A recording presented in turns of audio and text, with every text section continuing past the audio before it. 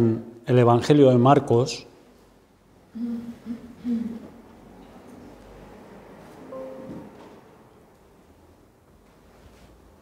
Marcos 4.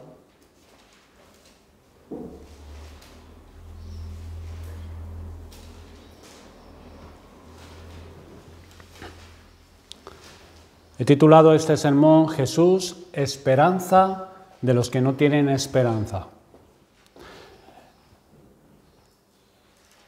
Los pasajes que quiero considerar van a ser Marcos capítulo 4, versículos 35 al 41. Luego va a ser capítulo 5, versículos 1 al 20. No lo vamos a leer todo, voy a tener piedad de ustedes. Luego vamos a ver el capítulo 5, 21 al 43. Y vamos a estar repasando estos pasajes, pero sin leerlos completamente.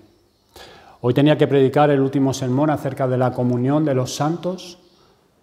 Mi idea era predicar sus manifestaciones y expresiones, pero ha sido imposible.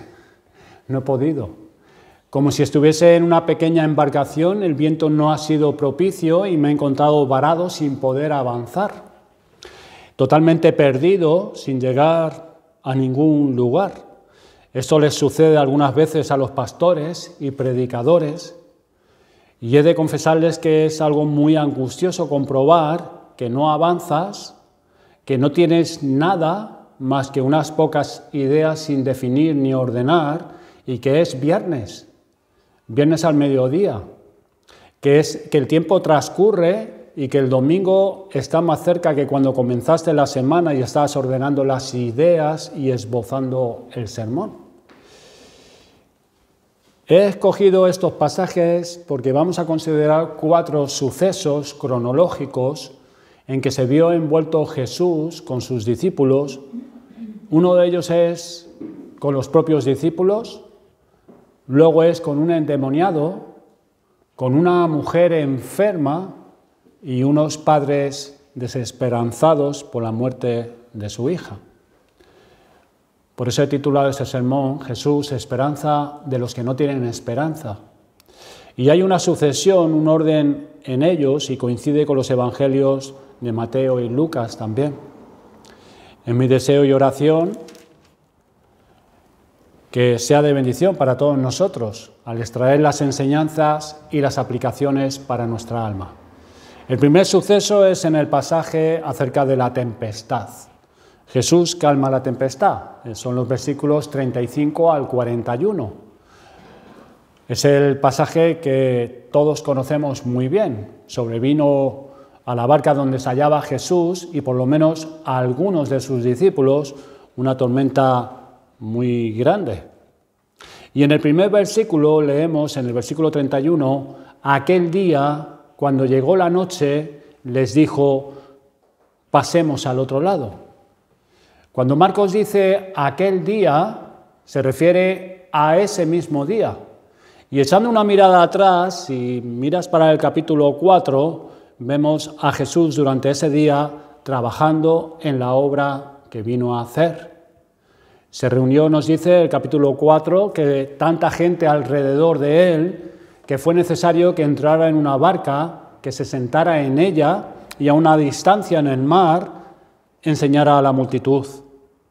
Es la misma barca que luego leemos en el versículo 36. Y despidiendo a la multitud, le tomaron como estaba en la barca. El Señor no se movió de ella. No sabemos cuántas horas estuvo allí sentado, enseñando, pero muchas horas, desde por la mañana hasta por la noche. Porque el escritor nos da el detalle que llegó la noche y es cuando el Señor dijo, pasemos al otro lado. Es por esa razón que más tarde comprobamos que Jesús se queda totalmente dormido en la barca en medio de una tormenta. Qué vida tan intensa tuvo Cristo en los días de su carne, en su ministerio aquí en la tierra. El apóstol Juan, al terminar su evangelio, dijo, y hay muchas otras cosas que hizo Jesús, las cuales, si se escribieran una por una, pienso que ni aún en el mundo cabrían los libros que se habían de escribir. Jesús vino a este mundo en obediencia al Padre a llevar a cabo la obra que se le encomendó y Él se dio por completo a ella. Esto era algo notorio a muchos e incluso después de su muerte. Pedro, en su discurso en casa de Cornelio, dijo: Dios envió mensaje a los hijos de Israel anunciando el evangelio de la paz por medio de Jesucristo, este es Señor de todos. Vosotros sabéis lo que se divulgó por toda Judea, comenzando desde Galilea, después del bautismo de Juan, cómo Dios ungió con el Espíritu Santo y con poder a Jesús de Nazaret, y cómo éste anduvo haciendo bienes y sanando a todos los oprimidos por el diablo, porque Dios estaba con él. Hechos 10, 36 al 38. Jesús recorría grandes distancias a pie para ir a cada rincón de Israel, dando testimonio a la verdad, predicando el evangelio del reino. No tenía donde recostar su cabeza y ni siquiera tenía una moneda cuando le obligaron a pagar el tributo para poder entrar en el templo, y su pobreza no fue impedimento para llevar a cabo su ministerio. Aún así, hizo lo que se propuso hacer. Estas cosas no fueron impedimentos para él, y lo hizo porque su corazón estaba en ello. Jesús nos enseña lo que es la entrega, lo que es darse por completo. Estaba totalmente volcado en alma y cuerpo a la obra que Dios su Padre le había encomendado, y su respuesta fue: heme aquí. Nació y vivió y murió conforme a la voluntad de Dios su Padre. Jesús invirtió tiempo en las cosas que amaba.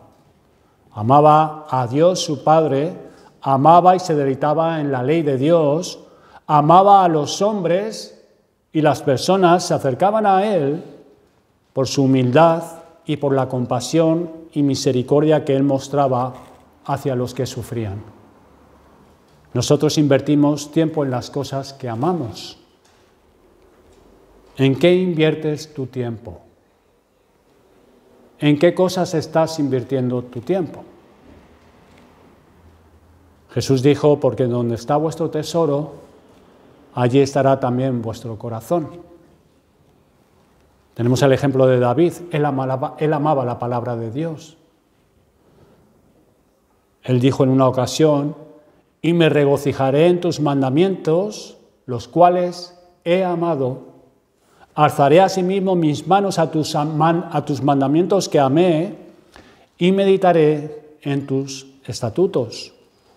David amaba la palabra de Dios, confiaba en la palabra, había puesto su esperanza en la palabra y buscaba la palabra. Él comprendió que nada, absolutamente nada, podía ser más importante que su amor por la palabra de Dios. De igual manera, no hay nada más importante para nuestro crecimiento espiritual que el amar la palabra de Dios, que es muy diferente que adquirir conocimiento. A través de la Biblia llegamos a conocer a Dios. Es a través de la palabra de Dios que descubrimos sus caminos. Es a través de las Escrituras que leemos su mente. Aprendemos los preceptos que nos guiarán por la vida, toda nuestra vida aquí en la tierra. Es en la palabra donde encontramos los recursos que necesitaremos para enfrentar cualquier situación.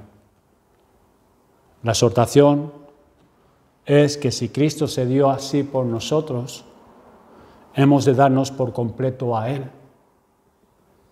Que Jesús y su palabra sean nuestro tesoro, porque allí estará nuestro corazón. Si Cristo vivió tan intensamente por amor a Dios y por amor a nosotros, vivamos intensamente haciendo todo lo que esté en nuestra mano por amor a Él y por amor a los hombres. Volviendo a nuestro pasaje, leemos que se levantó una gran tempestad de viento y echaba las olas en la barca de tal manera que ya se anegaba. Versículos 37. No sabemos quiénes iban en la barca, pero suponemos algunos de sus discípulos. Y algunos de ellos eran pescadores. Esto es, tenían conocimiento de cómo dirigir una barca. Y Jesús se quedó dormido, estaba totalmente agotado. Y hemos de recordar, hermanos, que Jesús no era completamente divino. No era solo completamente divino, sino también completamente humano. Necesitaba descansar. Y es digno de nuestra atención la reacción de los discípulos al comprobar que la barca se anegaba y ver a Jesús dormido sobre un cabezal en la popa. Maestro, ¿no tienes cuidado que perecemos? Y es probable que habrían, primeramente, antes de ir a Jesús, habrían intentado salvarse por sí mismos, y fue cuando estuvieron sin ninguna esperanza y convencidos de que iban a perecer, que fueron a Jesús. Aprendamos de ellos, de los discípulos, pero para no hacer lo mismo. Despojémonos de toda confianza carnal y no retardemos nuestro clamor al Señor cuando estemos en medio de nuestras tormentas. Pero tampoco seamos demasiado duros con ellos, con los discípulos, porque nuestra tendencia natural es querer salir de nuestros problemas por nuestras propias fuerzas. Y es cuando ya no tenemos quizás ninguna esperanza en nosotros mismos que cuando acudimos al Señor Jesucristo. Además, se apoderó de ellos un terror frenético. Era una situación terrible, de gran angustia, donde los discípulos estarían gritando, azotados por las olas, el fuerte viento, la oscura noche, el cansancio que ellos también tendrían. Y hemos de comprender que la dirección divina estaba obrando aquí. Aquí también, como siempre. Jesús debía levantarse en autoridad sobre las olas y el viento con el fin de fortalecer la fe de los discípulos, revelándose a ellos como el que tiene dominio y autoridad sobre las fuerzas de la naturaleza a través de este milagro asombroso. Leemos en el Salmo 89:9, tú tienes dominio sobre la braveza del mar, cuando se levantan sus ondas, tú las sosiegas. El resultado de esta revelación poderosa de Jesús a sus discípulos lo vemos en el versículo 41, que leemos, entonces temieron con gran temor y se decían el uno al otro, ¿quién es este que aun el viento y el mar le obedecen? Lo que para ellos era imposible, esto es, salvar sus vidas, aun siendo marineros, Jesús lo hace posible. A su voz, a la voz de Cristo, los vientos y las olas se sincronizan en una sublime armonía de un silencio solemne de su majestad. Nosotros, hermanos, necesitamos humildad para con Dios. Las tormentas son buenas si vienen del Señor. Hay otras tormentas que pueden llegar a venir por nosotros, por nuestro pecado. Pero hay unas tormentas que el Señor envía para nuestro bien. Esas tormentas deben conducirnos a Cristo y no a que nos alejen de Él. Es por esas tormentas que contemplamos la gloria del Señor y nuestra fe es fortalecida y nuestra respuesta es adorarle y entregarnos por completo a Él cuando Él se manifiesta a nosotros. Como los discípulos comenzamos a comprender, como ellos hicieron aquí, Jesús es mucho mayor que lo que habíamos antes imaginado. ¿Quién es este que aun el viento y el mar le obedecen? Todo lo que ocurre en nuestras vidas está divinamente dirigido por el Dios de amor que dirige y sustenta todo el universo y sabe perfectamente qué necesitamos. Si comprendemos esta realidad de que Dios está dirigiendo todo y sustenta todo y descansamos en esta verdad, hallaremos paz y nuestros corazones serán felices. Ese fue un caso muy extremo, para los discípulos. Seguidamente vemos en el capítulo 5 otro caso muy extremo. Llegan al otro lado de la ribera, dice, vinieron al otro lado del mar, a la región de los Gadarenos, y cuando salió él de la barca, enseguida vino a su encuentro de los sepulcros un hombre con un espíritu inmundo. Leemos en este pasaje que este hombre vivía en los sepulcros, por los montes del lugar. Seguramente serían sepulcros que estaban excavados en montañas, abandonados, y este hombre vivía por ahí. Y encima nos dice también el texto que sería con piedras, él mismo se autolesionaba y era muy violento. En muchas ocasiones había sido atado en la ciudad con grillos y cadenas, pero tal era su fuerza que desmenuzaba los grillos y era de nuevo impelido por el demonio a volver al desierto. En este caso y en el anterior contemplamos a Jesús dotado de una calma majestuosa por sus acciones y por sus palabras. Cuando despiertan a Jesús en la barca, el Señor se levanta, reprendió el viento y dijo al mar, calla, enmudece, y cesó el viento. Y se hizo grande bonanza. Y él les dijo, ¿por qué estáis así, amedrentados? Una calma majestuosa. Y aquí igual, viene este hombre poseído por el demonio y va directamente a los discípulos, nada más verles bajar y a Jesús de la barca, y el Señor le contemplamos en pie, con una calma majestuosa, controlando toda la situación. Este hombre está poseído por demonios, totalmente fuera de sí, sin control, dominado por esta hueste infernal. Por sus gritos comprobamos que era completamente desgraciado. Este hombre estaba chillando, chillaba por los montes, por los sepulcros. Sus conciudadanos lo veían como un gran problema, una molestia muy desagradable para la ciudad. Nunca habían mostrado interés por él, ni deseos sinceros de ayudarle. Lo habían atado de manos y pies con grillos y cadenas allí en la ciudad para protegerse de él, pero nunca habían sentido verdadera compasión por este hombre. Pero Jesús sí tuvo compasión de él. El Señor, cuando les dijo a sus discípulos, pasemos al otro lado, fue en busca de este hombre, de este endemoniado. Para el mundo era un caso imposible, un caso perdido. Para Jesús era la oportunidad para manifestar su poder y mostrar compasión y misericordia hacia este desdichado e infeliz hombre esclavizado por el diablo. Es interesante que la pregunta que hicieron los discípulos en el versículo 41, ¿quién es este que aun el viento y el mar le obedecen?, es contestada por el demonio que estaba en este hombre en el versículo 7 del capítulo 5. Jesús, el Hijo del Dios Altísimo.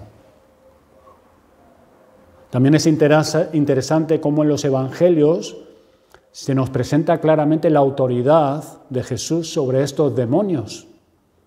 Aunque eran muchos demonios los que estaban en este hombre, uno era el portavoz de ellos.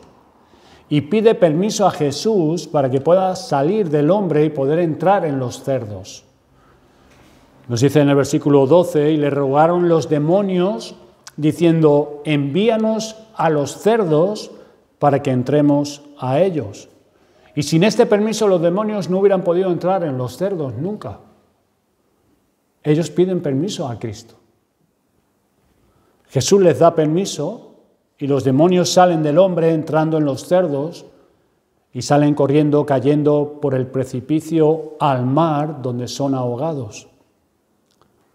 Marcos, Lucas y Mateo dejan impreso en nuestra mente que todo, aun la esfera de los demonios, está completamente bajo el control de Cristo. Completamente. El resultado es que este hombre, que había sido un hombre infeliz, oprimido y desdichado, esclavizado, odiado y abandonado, ahora se encontraba, como leemos en el versículo 35, sentado a los pies de Jesús, vestido y en su cabal juicio. Alrededor nuestro también hay muchos casos muy difíciles. Familiares que, aunque han visto un notable cambio en nuestra vida, rehúsan escuchar el Evangelio y lo rechazan. Al igual que este hombre endemoniado, se hacen daño ellos mismos, despreciando el Evangelio y por consiguiente despreciando a Cristo. Hijos rebeldes, un esposo colérico, un familiar adicto a las drogas. Comprobamos igual que este hombre que nadie le podía ayudar, ni él mismo se podía ayudar. Sus vecinos no le podían ayudar. Es solo Jesús quien expulsa a los demonios de los corazones de los hombres para que pueda entrar la verdad del Evangelio. No debemos perder la esperanza, hermanos, por nuestros familiares. Jesús dijo a las hermanas de Lázaro: cree y verás la gloria de Dios. Cree. Cree y verás la gloria de Dios. También debemos considerar la dureza del corazón de estos ciudadanos que vinieron a ver qué había pasado, y también tenemos que considerar la bondad y sabiduría de Cristo para con ellos. Toda la población, versículo 17, pidió a Jesús que se fuera de sus contornos. En su escala de valores de estos hombres, les preocupaba más la pérdida de sus posesiones, esto es, los cerdos, que la restauración y liberación de un hombre. Esto ya lo confrontó Jesús a los líderes religiosos judíos cuando liberó a una mujer en el día de reposo. Los fariseos no tenían escrúpulos en quebrantar el día de reposo si su asno u otro animal caía en un hoyo, pero sí condenaban a Jesús por hacer bien a una persona y rescatarla de las garras de Satanás.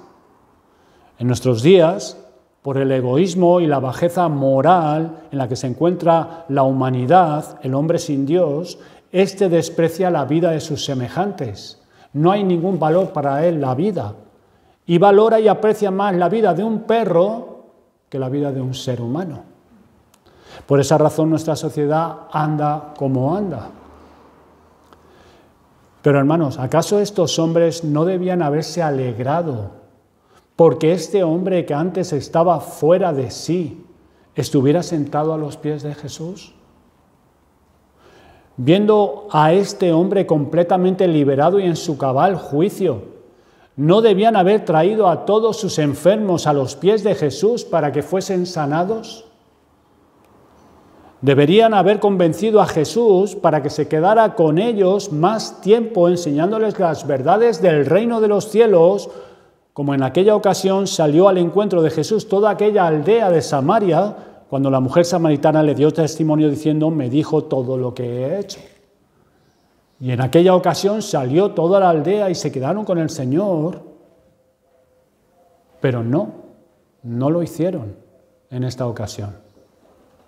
Al contrario, la población entera pidió a Jesús que se marchara, que los dejara, que no le querían allí.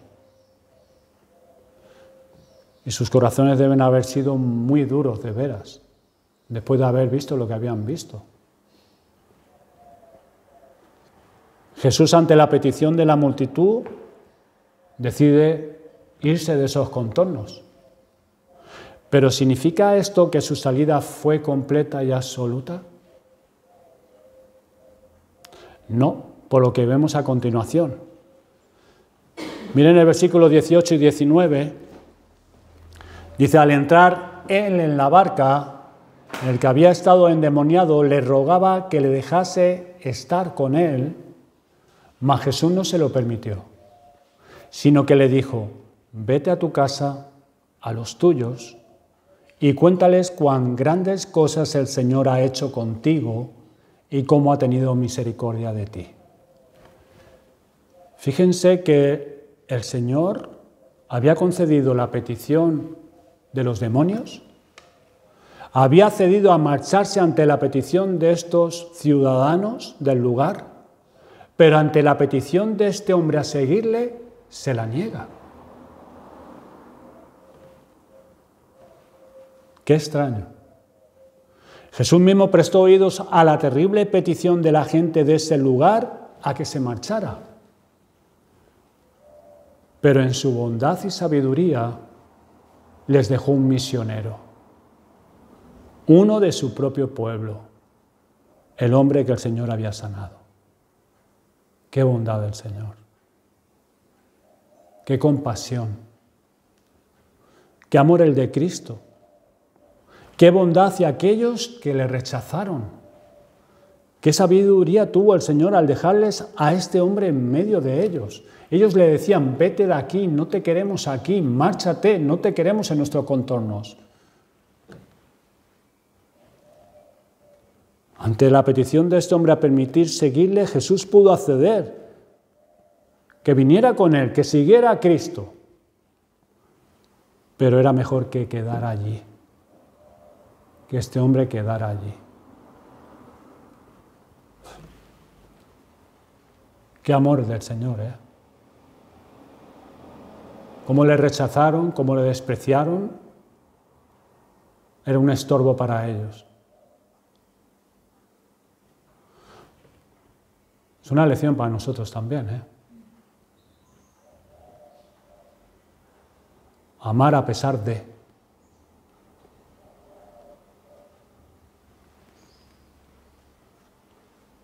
No amamos por lo que recibimos. El Señor no le amaron. Y Él aún así, a pesar de, amó. Y su disposición era hacer bien. También aprendemos, hermanos, que la verdadera actividad misionera comienza en nuestra casa, con los nuestros. Hay algunos que el Señor llama a salir fuera y se tienen que ir. Pero la actividad misionera comienza en nuestra casa, con los nuestros, con nuestros parientes, nuestros hermanos, nuestros familiares. No solo Dios ha mostrado su bondad y misericordia hacia nosotros, sino que muestra su bondad hacia aquellos que le rechazan de entre nosotros. Y hemos de estar muy agradecidos a Cristo por su bondad hacia nuestros familiares, vecinos, conocidos. Dios nos ha dado los padres que tenemos. Dios nos ha dado los hermanos que nos ha dado, que son como son. Dios nos los ha dado. Dios eligió darnos los padres que tenemos y demás familia. Y el Señor nos los ha dado para que oremos por ellos. Quizás seamos los únicos que oramos por ellos. Hemos de estar agradecidos al Señor. Nuestros familiares no van a estar agradecidos al Señor, a no ser que el Señor los salve y ellos lleguen a ese conocimiento y ese entendimiento. Pero nosotros sí. Y el Señor nos los ha dado para que oremos por ellos, para que les hagamos bien, para que en la medida que se nos permita le presentemos de nuevo el Evangelio. Qué bondad tiene Cristo, hermanos. Al igual que mostró hacia estos hombres que le pidieron que los dejara, que se marchara de allá. Así que imitemos a este hombre y contemos a los hombres cuán grandes cosas ha hecho el Señor por nosotros y cómo ha tenido misericordia y cómo puede hacer grandes cosas por ellos. A continuación, más brevemente, encontramos los versículos 21 al 43. Aquí vemos otros dos casos sin esperanza alguna, ninguna esperanza. Por un lado vemos una mujer enferma que desde 12 años padecía flujo de sangre. Había gastado todo lo que tenía. Ya no tenía nada más. Se había arruinado por causa de su enfermedad. Nada de lo que había hecho le había aprovechado. Versículos 25, 26. Al contrario, nos dice que le iba peor. Marcos nos dice que había sufrido mucho de muchos médicos. Cada uno de ellos había aportado sus remedios caseros, aplicando su conocimiento, estando convencidos y queriendo convencer a esta pobre mujer que ellos tenían la solución para su problema. Por otro lado, vemos a un padre angustiado, rogando a Jesús fervientemente y con urgencia que venga a su casa para que ponga sus manos sobre su única hija que está agonizando, que está a punto de morir. Esta mujer habría perdido toda esperanza de sanar. Para este padre todavía había esperanza porque la respuesta de Jesús fue favorable y el Señor decide ir con él. Pero hay una multitud que aprieta y el Señor decide detenerse porque alguien le ha tocado. ¿Podemos imaginar la angustia del padre?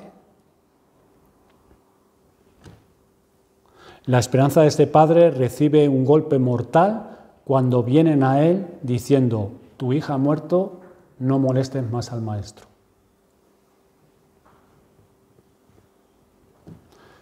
En el caso de esta mujer, se habría convencido que el hombre tiene un poder limitado para poder ayudarla. Quizás a otros les habrá servido, pero para ella no hay solución. Aplicándolo a nuestra vida espiritual, ¿acaso, hermanos, no nos cansamos también al comprobar que poco o nada avanzamos en algunas ocasiones? Creíamos dominar una falta de carácter, la ira, el enojo o la envidia o la codicia, pero de repente en una situación salió con toda su fuerza. Creíamos tener dominados ciertos deseos pecaminosos en nosotros, pero aparecen de nuevo y esta vez como con más fuerza, como un torrente de maldad. Hemos gastado, como esta mujer, todas nuestras energías, todas nuestras fuerzas y poco nos aprovecha y en ocasiones sentimos que nos va peor que antes. No sé si te has sentido así alguna vez. Y todo esto nos debilita. Nos sentimos debilitados. Oramos, leemos la palabra de Dios, a ver si nos sentimos diferentes, a ver si vemos algún cambio en nosotros. Esta mujer oyó hablar de Jesús, nos dice en el versículo 28, 29, y dice que vino por detrás de la multitud y tocó su manto, porque decía: si tocare tan solamente su manto, seré salva. Y nos dice el versículo 29 que enseguida la fuente de su sangre se secó y sintió en el cuerpo que estaba sana de aquel azote. Pero, hermanos, no podemos decir que fue el manto de Jesús quien sanó a esta mujer de su enfermedad. Pues si no caeríamos en una superstición, como pecó muchas veces el pueblo de Israel, y como nosotros en alguna ocasión hemos podido caer también en ese error. No fue el manto de Jesús que sanó a esta mujer de su enfermedad. Fue Jesús quien sanó por su fe a esta mujer, aunque su fe era imperfecta.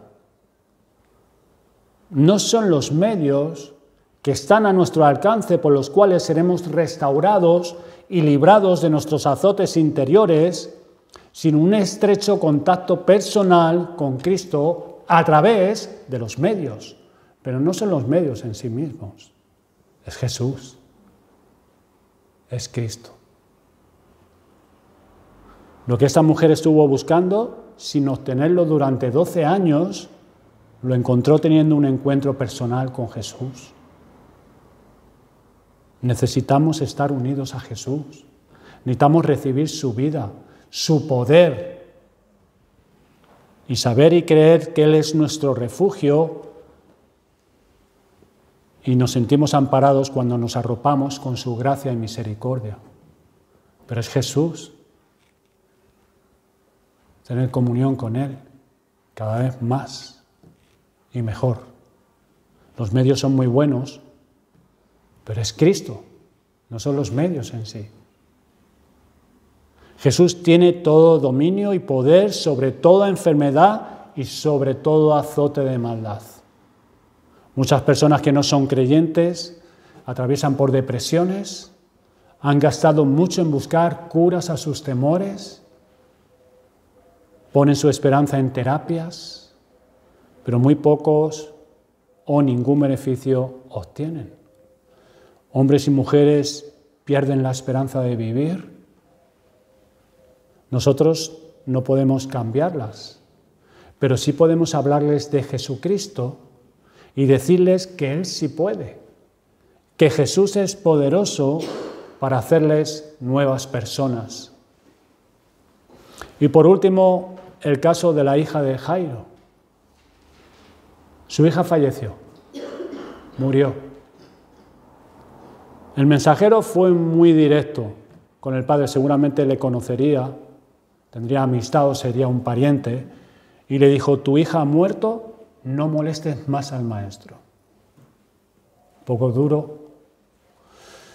Los mensajeros y los que estaban alrededor pensaban que no había ya ni la más remota posibilidad que Jesús pudiera restaurar a una persona muerta. Ante esto, la realidad es que en nuestras manos no hay solución, pues ningún poder en el universo puede resucitar a una niña. Por un tiempo había habido posibilidades, aunque la niña estaba muy enferma y Jesús iba de camino, pero ahora ya no. La niña ha muerto. Hemos podido ver en los casos anteriores a unos discípulos desesperanzados, atemorizados de perder su vida, un endemoniado que era desesperadamente salvaje, a una mujer que estaba desesperadamente enferma, y ahora vemos a un padre que llegó a estar desesperadamente dolido por la muerte de su hija. La gente en general habían llegado al punto que eran completamente incapaces de salvarse en medio de una tormenta, incapaces de liberar a un endemoniado, incapaces de sanar a una mujer enferma, y ningún poder podía resucitar a una niña de entre los muertos. Ni siquiera el maestro, ni siquiera el maestro. Esto es lo que la gente piensa. Ni siquiera el maestro. Es lo que pensaban las personas que estaban allí. Sin embargo, Cristo en su poder y majestad triunfó sobre esta desesperación en los 4 casos.